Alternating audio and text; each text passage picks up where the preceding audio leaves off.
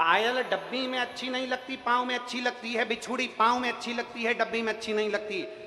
हार डब्बी में अच्छा नहीं लगता, गले में अच्छा लगता है। अंगूठी डब्बी में अच्छी नहीं लगती, हाथ में अच्छी लगती है। मनुष्य चौराहे पर नहीं, मदिरा की दुकान पर नहीं, शराब की दुकान पर नहीं, जुए के अड्डे पर नहीं, मनुष्य भगवान के मंदिर में और शिव महापुराण के अंदर बैठेगा तो अच्छा लगता है। या तो वह अपना कर्म करे, या तो वो अपना कर्म करे, दुकान पर बैठे अपनी नौकरी करे, अपनी सर्विस करे, अपना बिजनेस करे, अपना कार्य करे, वहाँ अच्छा लगेगा। परंतु जो मनुष्य फालतू बैठा रहे, पान की दुकान पर खड़ा हो गया, कहीं किसी की दुकान पर खड़ा हो गया, कहीं चौराहे पर खड़ा हो गया, कहीं कहीं खड़ा हो गया, अपना समय व्यर्थ ना कमाइए। दुनिया में सबसे कीमती चीज है, जितना सोना महंगा नहीं, जितना हीरा महंगा नहीं, जितना धन महंगा नहीं, जितनी संपदाएं महंगी नहीं, जितनी प्रॉपर्टी महंगी नहीं, जितना तुम्हारा जीवन का सारा आभूषण महंगा नहीं, उससे ज्यादा कीमती है तुम्हारा समय। उसको व्यर्थ मत गवा देना, ये वापिस आने वाला नहीं है।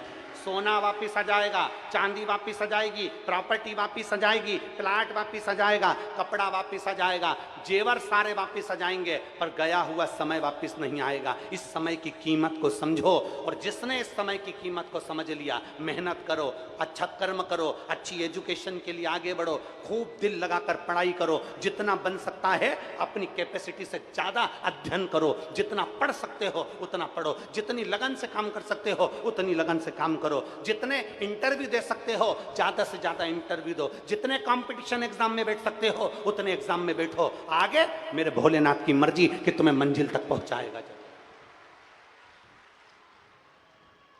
आप अपने समय की कीमत ही ना जानो। मेरे पास में सोने की अंगूठी है 10,000 की, 20,000 की, ये कीमत वाली हो सकती है, ये बाद में फिर मिल जाएगी, पर जो समय निकल गया, जो समय चले गया, वो वापस नहीं आएगा। आज कथा का कितना दिन हो गया? जम के बोलो जरा। 5 दिन। कितने दिन बचे? 2। कल का दिन हो जाएगा, परसों का दिन हो जाएगा, 2 दिन की कथा और रहेगी। तुम तुम्हारे घर, हम हमारे घर, भगवान की भक्ति में तुम भी डूबो, भगवान की भक्ति में हम भी डूबे। जो रह गए,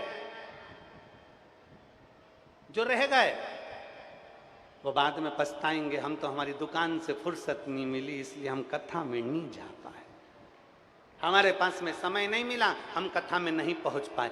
अरे शिव महापुराण की कथा कथी है, अगर दिन में भी शिव महापुराण की कथा में नहीं जा सकते तो ये शंकर के भक्त रात में भी सत्संग करते हैं, 2 मिनट मिलकर इनके साथ में सत्संग कर सकते हो, भजन कर सकते हो।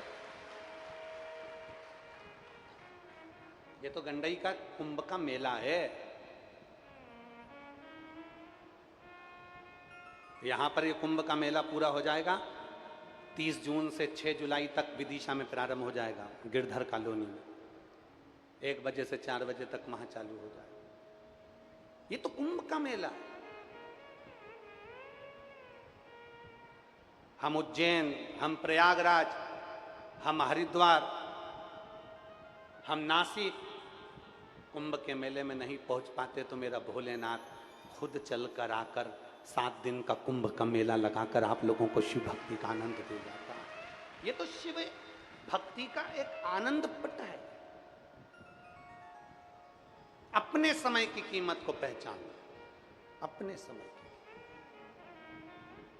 ये गया फिर वापिस नहीं आने वाला।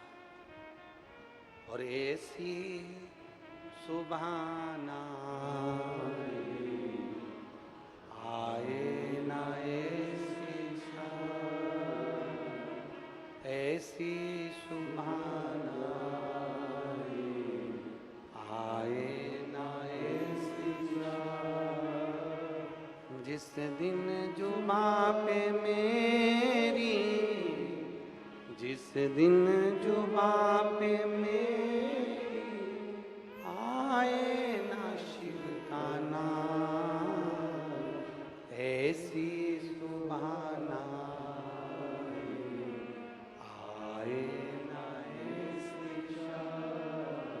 रहनू एक कंकर को हाथ में रखकर उसकी पूजन कर लेता और समझ जाता कि ये मेरा ओघड़दानी, मेरा शंभू, मेरा त्रिकालदर्शी। इतना विचित्र संसार है। कोई भगवान को मंदिर में ढूंढ रहा है, कोई भगवान को तीर्थ में ढूंढ रहा है, कोई भगवान को वैकुंठ में ढूंढने का प्रयास कर रहा है। पर शिव महापुराण की कथा कहती है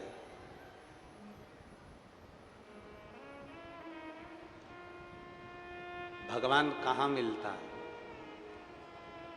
शिव पुराण की कथा कहती है किसी भूखे को भोजन कराओ, प्यासे को पानी पिलाओ, किसी बीमार व्यक्ति की दवाई का खर्चा उठाओ, किसी बच्चे की एजुकेशन का खर्चा उठाओ, परमात्मा का दर्शन तुम्हें वहीं पर हो जाएगा।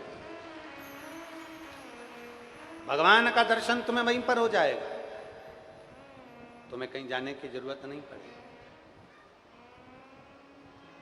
तुझ में राम, मुझ में राम, सब में राम समाया है, जित देखो उत राम की ही माया है।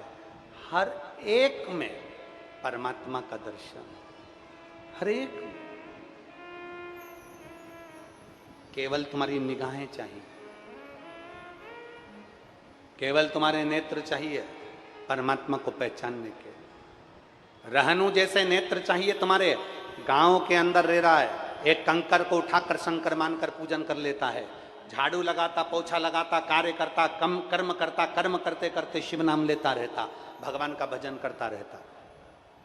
आप अपना काम बंद मत करो, अपनी दुकान पर जाते रहो, अपना धंधा, अपना बिजनेस, अपनी नौकरी, सब कुछ करो, पर एक नियम बना लो कि मुझे शंकर जी के मंदिर में नौकरी पर जाने से पहले, दुकान पर जाने से पहले, काम पर जाने से पहले, मेरे घर का एक एक बच्चा, मेरे घर की एक एक बहू, सास, माता, पिता, जो भी घर में है, भगवान शंकर के मंदिर में एक लोटा जल जरूर चढ़ाएंगे। एक नियम बनाओ।